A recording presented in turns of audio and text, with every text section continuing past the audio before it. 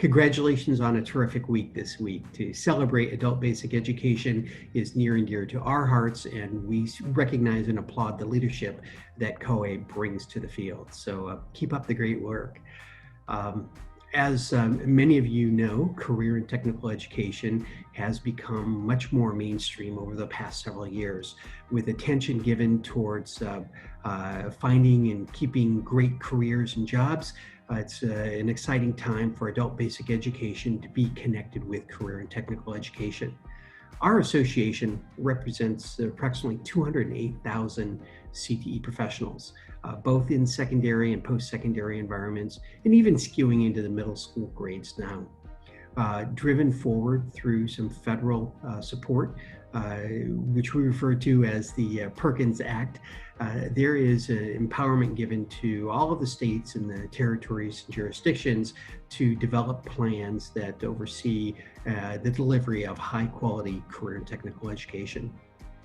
So, as you're probably familiar, most CTE programs span across the federally recognized 16 career clusters that span all the way from agricultural education to what we call family and consumer sciences, to engineering, technology, and certainly the skilled trades that we're most familiar with from the past. These are now all much more sophisticated and 21st century careers. As you well know as adult basic educators, that preparing the whole learner is the pathway to success for career and in life.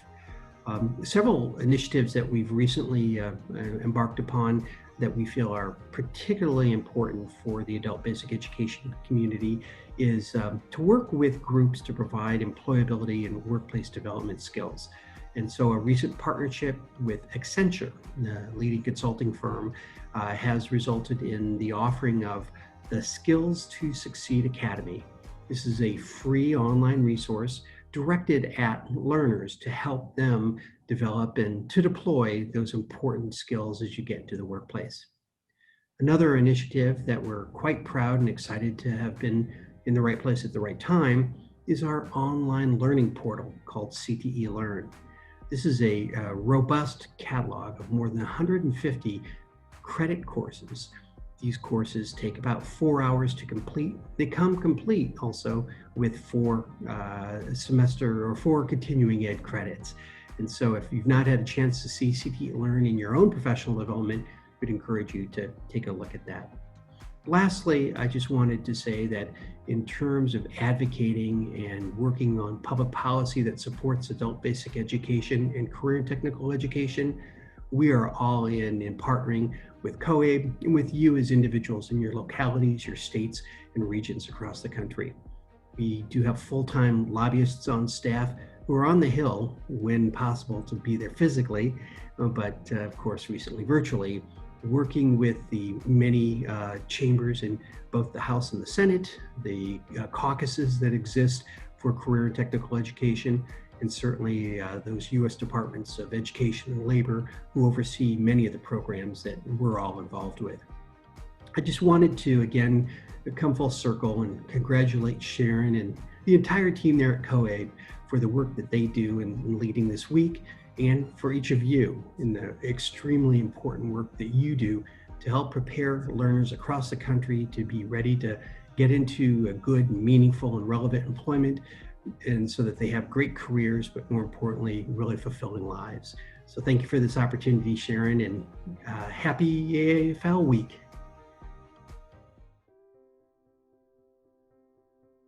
Thank you so much for inviting us to this. You know, we're big supporters of COABE. We all have the same mission.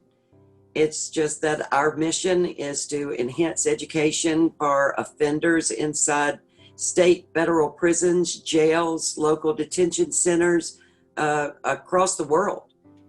So our international partnerships in different countries, and of course the United States, has been tremendous over the years in keeping our educators within the prison walls educated on what the new technology is out there. We've, of course, like COABE, had some trying times this year with a lot of the prisons and jails being non-contact, that means that a lot of our teachers have not been able to go inside the prison walls. So we've continued to offer them new technology, ways to reach their students without direct contact. And our weekly calls with our directors and some of our teachers and some of our leaders in sheriff's departments around the nation have been really beneficial to all of the educators behind the prison walls. So adult education in prisons is very much like everyone else's adult education on the street. It's just that our students are not absent as much because they live on the compounds where their classes take place. We have very dedicated staff that love teaching within the prisons. And CEA supports not only our teachers and our administrators of these education programs, but also our students. Yes, we've got a lot of students that are offenders and they're there for a reason, but we don't look at the background of the student. We look at how we can change the students' lives, because they're going to get out. And whenever they get out and come back into the neighborhoods, we just want them to be better people. So Kiara's going to tell you a little bit about what CEA offers our members and newsletters and conferences. So Kiara, can you talk a little bit about that? Of course. Well, obviously 2020 was rough for everyone due to COVID. So we have pushed all of our conferences back to 2021. We will have our leadership forum in Tucson, Arizona in April, and we are going to Texas in August for our international conference. Right now, we're getting ready to send out our newsletter, and it doesn't matter if you're a current member or not. It's open to anyone. You can go on our website at ceanational.org to sign up for our newsletter at the bottom of the page. We have a lot of information about our upcoming conferences, our upcoming elections, as well as different things that our teachers are doing to promote education and encourage their students right now, because it's a trying time for everyone. So if you are interested in getting involved in correctional education, helping our teachers provide better resources and a better quality of education to their amazing students, we would love for you to join us. Once again, you could reach us at ceanational.org and sign up for our newsletter. Thank you, Kiara. And Sharon, No I just problem. want to finalize by saying thank you to COABE and you and all the work that you do in promoting adult education, because that is vital to our population also. And I'm glad we're partners in this.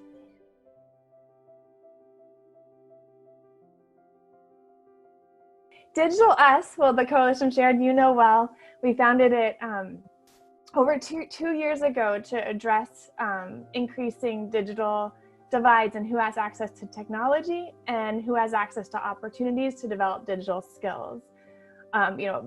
There's 32 million adults in this country who struggle to use a computer, 18 million adults without broadband internet. I hope that's changed and changing every day after COVID has exposed this horrible divide. And half of Americans don't feel comfortable in learning online. So as our social services, our educational programs, our employment shifts online, what we're seeing, and we were seeing this 2 years ago, is increasing disparities. And especially for people of color, for people with disabilities, for immigrants, for people living on Native American reservations, you name it, people who have historically been discriminated against and faced greater barriers to advance economically, socially in our country, are even further disadvantaged by our digital divide. So 2 years ago, we said, this is not acceptable.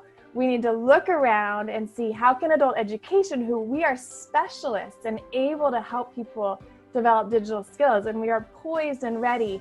How do we share what we're doing with diverse partners and create new innovative ways to serve these 32 million or even those with more foundational skills already, but need opportunities to navigate, higher tech platforms they're facing on the job. How do we help people?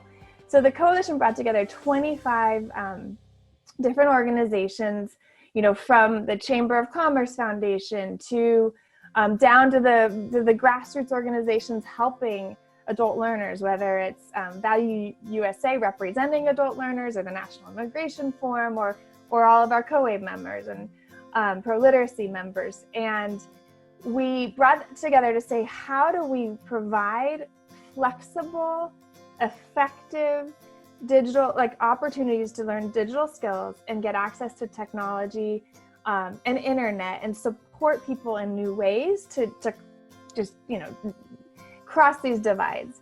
And I think what's been really exciting is that large corporations, social service agencies, healthcare providers are hearing our message and starting to ask, how can we partner with adult education? And can adult education be more flexible? Can you provide more just-in-time services so that our learner worker can drop in or can call a phone hotline, or text as their first outreach for needing help. And we're seeing innovative new programs being developed, whether by our partners, and we're calling them digital navigator partners, to create this new type of service delivery. So whether they're adult education partners, like through the Minnesota Literacy Council, or social service providers, libraries, all participating in a community of practice through Digital Us, and also, with National Digital Inclusion Alliance as the key partner, to create a new model of supporting adults. And this isn't anything new. We're seeing adult education programs figuring out right now during this COVID pandemic, saying how can we lend devices? How can we help people get internet access? We've been doing this for years, but how do we really name this as digital navigator services, professionalize it, and say, sometimes that's a paid role at an organization, and not just adult ed, but adult ed can support organizations to have a role like that. That should be a role in an HR division of a company. It should be a role at a healthcare provider. No one should leave a workforce board or employment services and not have an internet access to technology and foundational digital skills. If not, we're doing a disservice to them. And so we're trying to professionalize that role so we can provide also the type of support those people providing that role need to do that well. Sharing in a community of practice, what are the type of best practices for lending devices, or for offering supports for digital skills virtually right now, but eventually at drop-in locations, at a laundromat, at a healthcare clinic, at a kids preschool, you name it. And that is something that's a call to action. And we ask adult education providers who want to be part of this community, share best practices on how we're supporting learners right now and gaining access to foundational digital skills, technology, devices, and the internet. Join us, join COABE and other Digital Us partners as we figure this out together. And we really are looking to scale. This is an opportunity for adult education providers to expand who you serve. Could you take this model and offer your services to an employer in your area? Could you, if you're offering it virtually, can you offer it to health clinics, healthcare providers? And here in California, we have Kaiser partnering with a nonprofit building skills partnership to make sure that all the janitors and security officers who get health insurance through them know how to navigate their internet portal. How can we be doing that at scale? So adult education providers, whether building skills partnership or those funded by our state programs or local school districts, are seen as part of the solution, because we are the solution, whether it's digital skills development or other essential basic skills that we teach. We truly believe, it's an equity issue to have opportunity to develop these skills be supported in the ways our adult learners need to be supported. And, we don't always know what that is, so we need to ask them. We need to include them in the design, and adapt how we offer programs to really meet their needs. So I'll stop there. It's digitalus.org is the coalition page. And we, there's a report that really talks about both the opportunity with digital navigators, but other work that we in adult education need to be doing, like partnering with employers more on developing digital skills, creating frameworks to enable those partnerships, and skills frameworks, other things. There's a lot in that report. And then lastly, I would just share that, we at the EdTech Center and my colleagues, we bring equity into our work at every stage, every week of the year, not just Adult Education and Family Literacy Week, but really thinking about how are we supporting adults to reach their full potential, but also teachers. And right now, we just want to, Sharon, you and I were just talking about this, how teachers right now are really struggling with all that's being asked of them, and many are a contingent workforce. And so we have worked hard to put up a lot of professional development resources for teachers on how to shift to remote instruction, how to communicate and support learners using technology, using cell phones, how to increase retention using technology, you name it. And it's up at our EdTech Center website. Go to edtech.worlded.org and then /distance learning. And so we really encourage programs to take a look at that, teachers to take a look at that. And also we have a new partnership with Octave, and hopefully organizations will take a curriculum we're developing. It's also transforming distance education, and make that available to all of your programs. And we certainly look forward to partnering with COABE on how we can get the word out and make that curriculum work for all different kinds of programs across the country.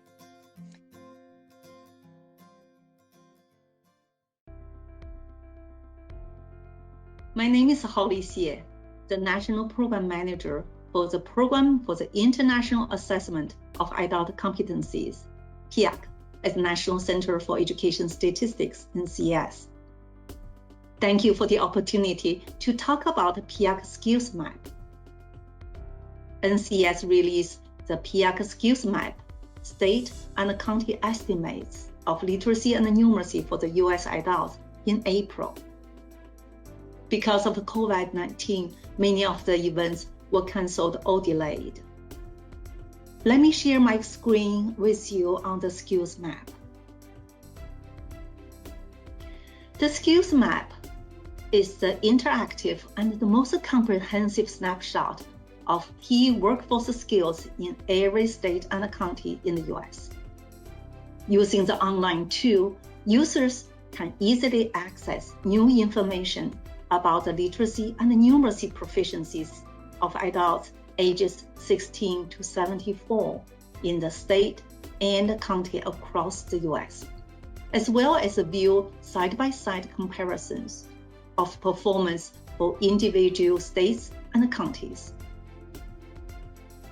The data presented in the Skills Map are indirect estimates based on the results of PIAC, an international study of adults that measure the basic cognitive and the workforce skills needed for the successful participation in an advanced economy.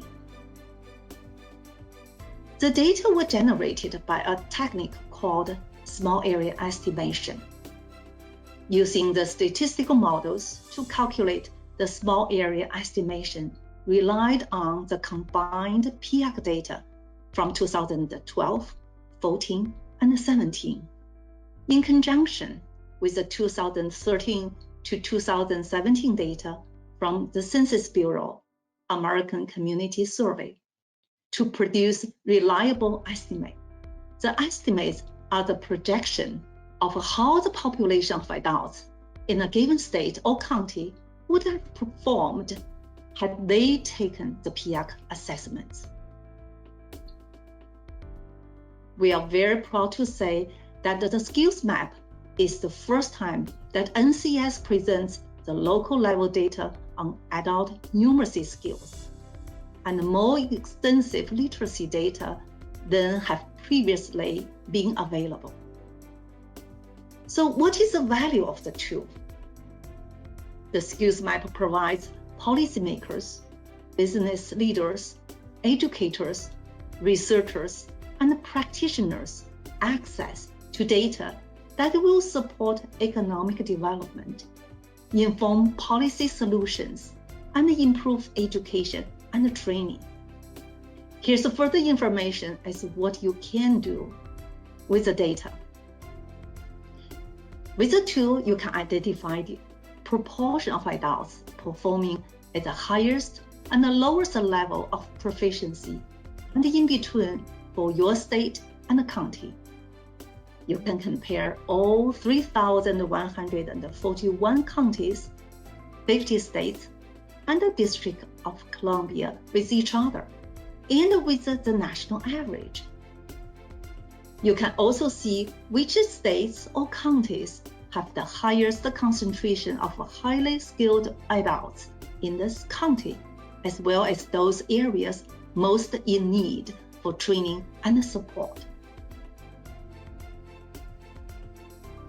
Here's a screenshot of the skills map online. There are more information about the small area estimation. Here in this side, on this side, you can see the commissioner statement, the brochure, the tutorial for the skills map, and the summary of a higher and the lower performing state and county. Looking forward on PIAC, I would like to provide information on 2022 study. Over 30 countries, including the US, will participate in PIAC 2022. And the data collection in the US will take place from August 2022 to March 2023. State participation is still possible, and the deadline to inform NCES of their participation is May 2021. Please contact me at holly.xie@ed.gov for more information. PIAC 22 result will be released in the fall of 2024, including additional information, such as better measure of the lowest skills in numeracy, and financial literacy questions will be provided for the US only. Thank you for your interest in the PIAC skills map.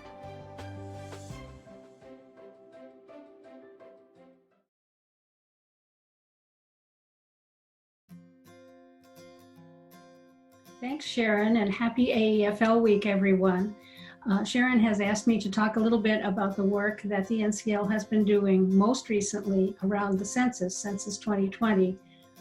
Toward the end, I'll talk a little bit about some of the other things that we're looking at down the pike. But to start with the census project, back in 2018, we were doing strategic planning for the NCL and went out to our institutional members and some of our individual friends asking what would be a major issue that they would see coming down the pike that would be good for NCL, which is an advocacy and policy organization, to focus on what would be a focal project for us.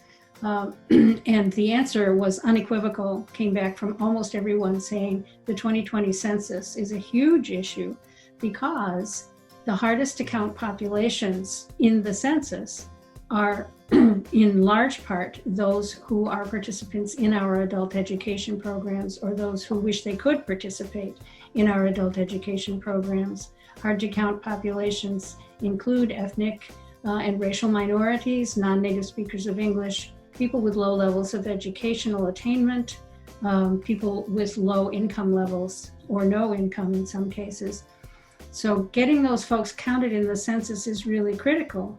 And our constituents felt that we would be well positioned to reach out into the community of adult education and encourage teachers and other staffers to encourage their learners to complete the census and then to reach out into their communities and encourage census completion as well. Building on the idea that adult education programs and libraries are trusted community partners, that people will listen to what they say, and that adult learners themselves are the best models for encouraging their friends and their community members to complete the census. So we got some funding and we began working on that project. And then, and we thought, Census Day was April 1st, 2020, and we were all focused on getting everybody to go fill out the census, either online or by phone or on paper, right around that date. And then COVID-19 came along. And it affected the Census Bureau rather dramatically, and therefore affected our project. So our project, which was supposed to end by the end of July, has now extended into the end of September.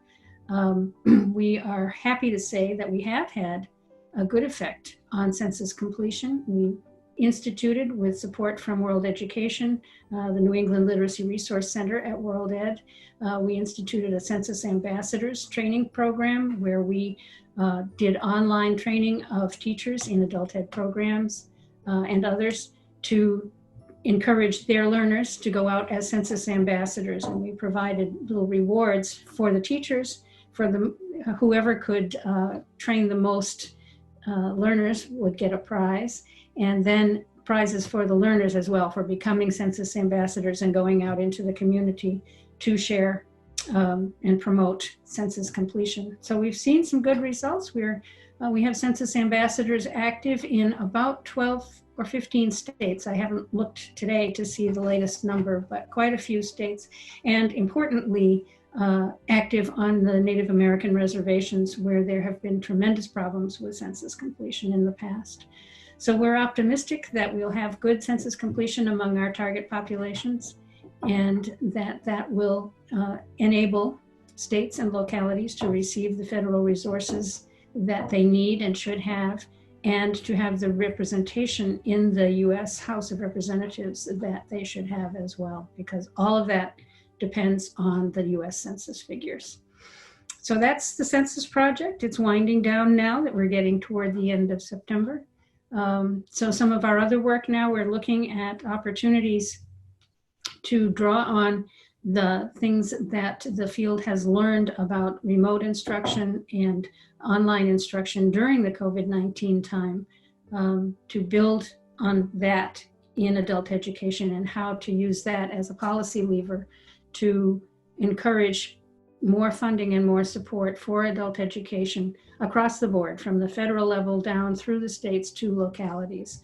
We think that there's, in spite of the fact that COVID-19 itself is rather tragic and its effects on the economy have been dreadful, there is an opportunity here for adult education to really step up and say, we are the foundation for the solution to this economic situation, and we can be in place to give people the skills they need to move forward and become employed again. So that's our next step. Come visit us at national-coalition-literacy.org. We have a lot of resources there. We're updating those right now in time for AEFL week, and other guidance for doing your own advocacy at whatever level you're comfortable doing it.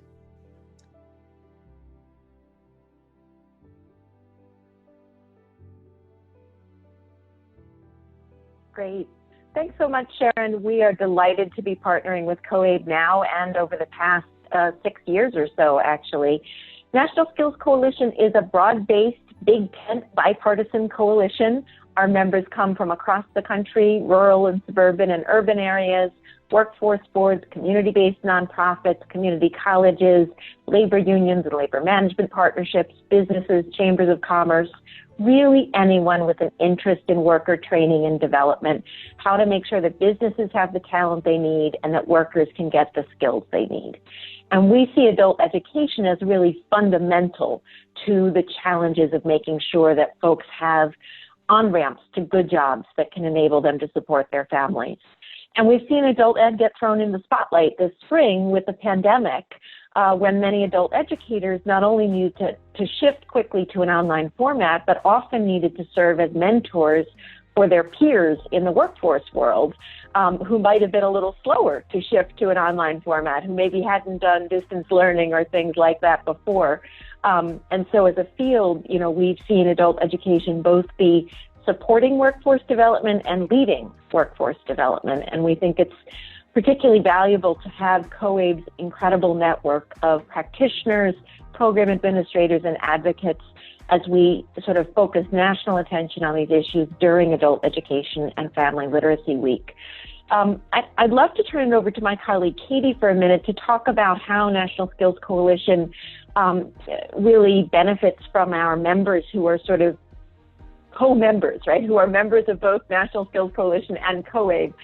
We've had adult educators join us on Capitol Hill for Hill briefings and other events. And Katie, can you talk a little bit about sort of how that overlap has looked and sort of how we bring members' voices into conversations with congressional folks?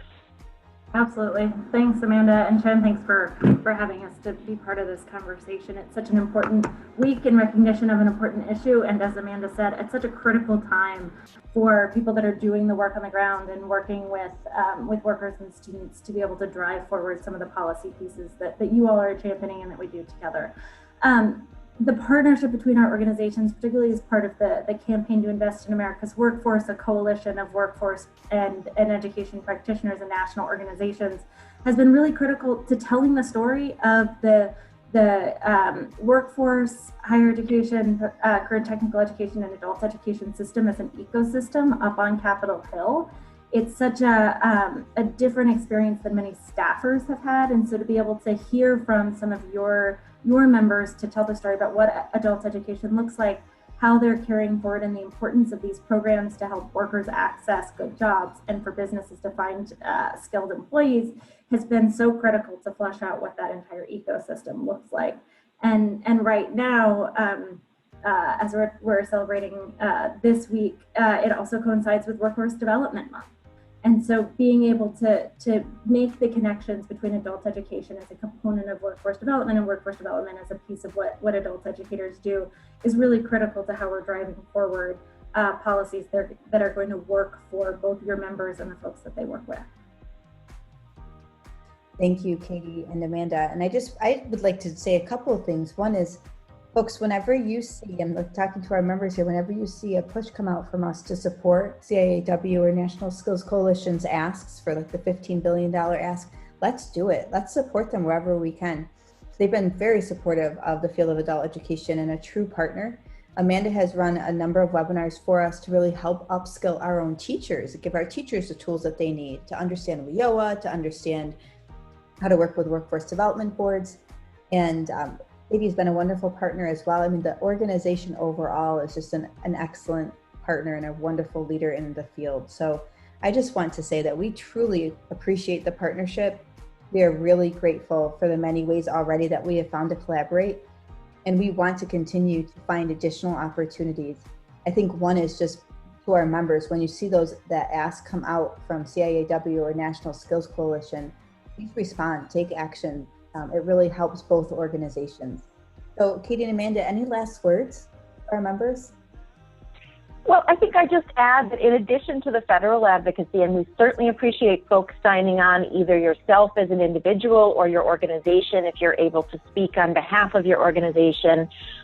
If there's something really cool that you're doing, we'd love to hear you brag about it. Tell us about a program that you're pioneering or an initiative that you're launching, because when we lift those up, it really helps make it real to policymakers. What are they funding when they fund WIOA? What are they funding when they fund other investments like the SNAP employment and training program that we know serve a lot of adult learners, for example? So if there's something you're doing that you're proud of, we hope you'll let us know about it. And we work at the state and even a little bit at the local level too. So particularly as your governor and your mayor are thinking about how to spend the CARES Act money that they got from Congress back in March, I know COABE has really been a strong voice in the field, encouraging you to contact your governors and talk to your governors about spending some of that CARES Act money to support adult education. We know that some local areas have already started to think about how to spend that money, to support digital inclusion activities, which can touch on many adult learners' lives. So we know, for example, that in St. Paul, Minnesota, Ramsey County is doing that, San Antonio, Seattle, quite a number of other places around the country. So there's lots of opportunities for you to make your voices heard on behalf of adult education and, more importantly, on behalf of adult learners. And we appreciate COABE's partnership, and we also want to sort of galvanize and inspire you. You're not here to listen to us talk, you're here to take action. And so I hope that in taking action, by making your voice heard on Capitol Hill, by reaching out to your governor or your mayor, or just writing a letter to the editor to your local newspaper and connecting the dots for folks. They understand that digital literacy is a need for K-12 learners. They're hearing about it for college students. They're not understanding how crucial it is for adult learners and how important adult education is as part of the path to helping families get more comfortable online in this new pandemic-affected world. So this is a wonderful opportunity for you as advocates to tell the story of your program, even though we know you're still learning and you're still figuring it out, and nobody has all the answers yet in terms of online learning or digital literacy. But we also know there's a lot you have already figured out, and policymakers should know that too. So I just emphasize that piece of the puzzle. Katie, is there anything just message-wise that you'd want to make sure that folks are reiterating whenever they're talking to a policymaker, whether it's state or the local or the federal level? I think you hit on something that was so critical, Amanda, which is telling the story and making where the funding would go if it's a funding ask, and how the policy change would impact actual people, actual learners and instructors, is such a critical piece of moving forward advocacy, and just how important this advocacy is right now.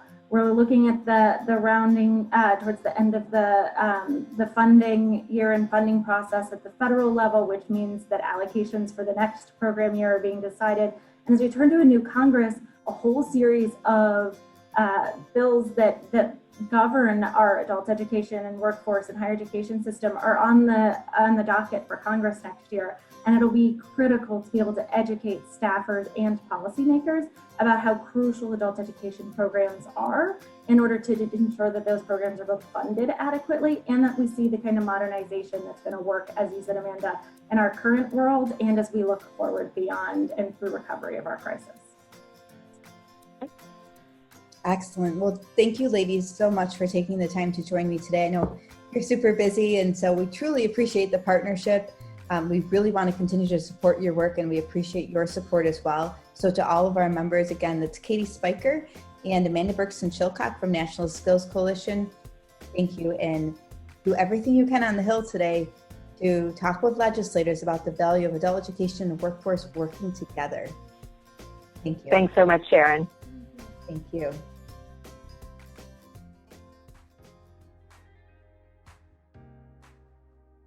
So the Today Students Coalition is a fairly new organization. We launched the coalition about a year ago, and we're a really cross-cutting group of policy organizations, advocacy organizations, membership organizations, student groups who have all come together to really band and express our support for policymakers knowing more about who today's students are, what their needs and what their experiences are, and advocating for change in the field that really has an impact on today's students' success and on their outcomes in post-secondary education. Great. And can you tell us a little bit about some of the sign-on letters that you all have asked members to participate in, and some of the policy pushes that you've had? Yeah, certainly. So being located in DC, you know, are right in the middle of all of the action. Our interaction with Congress and other policymakers is really at the core of the advocacy that we do, helping to bring further awareness to students and what they need, and sharing their stories, whether that's through student stories that we host on the Today's Students Coalition website.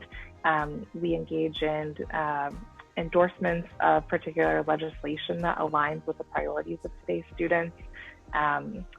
We send sign-on letters, for example.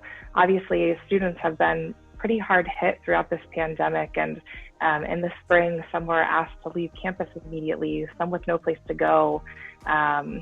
Others, have been struggling to make ends meet financially. We know that all students aren't just 18 to 22 playing Frisbee on the quad somewhere. They're adults, they're working, they're parents. They may not live near campus, they're online learners. They're coming back to school. They're getting basic needs and other education. And so it's really important for policymakers to know the full spectrum of post-secondary education and to be able to identify the intricate needs of those students and learners so that their policy solutions are really reflective of the environment and kind of the landscape of who learners are today. Excellent. And I just want to inform all of our members. So we have more than 28,000 active members. When we joined today's Students Coalition, we did so on behalf of COABE. So all of you get the benefit of that.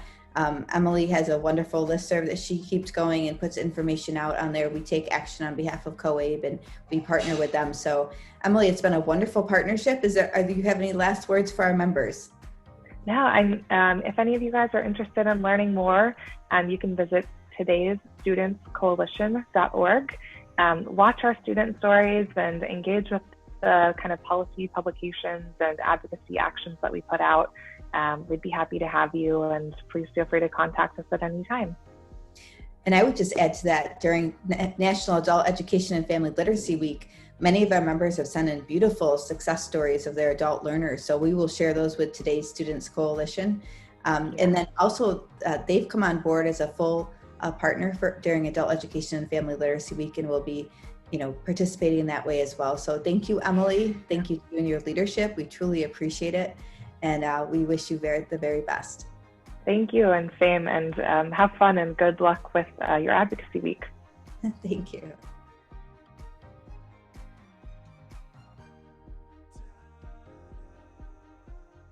Well, thanks so much, Sharon. And Wes is a proud partner of COABE. We have worked together on a number of initiatives and policy advocacy efforts, and you've been such a wonderful partner. So thank you for the ongoing partnership.